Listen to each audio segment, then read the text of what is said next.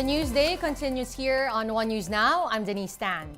The Department of Education has issued an order calling for the removal of visual materials from classrooms that could distract students. Let's speak now to DepEd Assistant Secretary Francis Bringas. Good afternoon, Asek Bringas. Hi, good afternoon, Denise. Good afternoon. Asek, just to clarify lang po, no, itong Department Order 21, what does it cover and ano nga po ba yung tinatawag nating clutter na dapat tanggalin dun sa mga classrooms?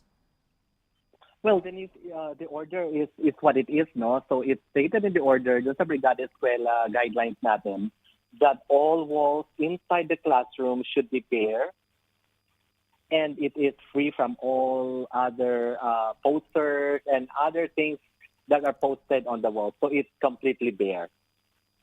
As a completely bare, pero meron tayong mga guro na nagsasabi yung iba naman daw pong nakapaskil dun sa mga wall or educational visual materials katulad ng mga alphabet, multiplication table, and they say it helps especially for the younger students. And they are appealing na baka pwedeng ma-retain yung mga materials na yon. Will the DepEd reconsider this request? No, we understand, no, very firm kasi yung secretary sa kanyang directive, and we understand that there are instructional materials that are truly helpful in the teaching learning process. Pero magagamit naman talaga nila yung mga visual materials, instructional materials nila during the conduct of the actual lesson in that particular subject area. So for example, yung mga multiplication tables, they could always bring that up when they are in the mathematics or numeracy subjects in the school or in the classroom. So we are not, hindi na siya permanently nakapost doon sa ating wall, but they could be brought out during the actual conduct of the lesson.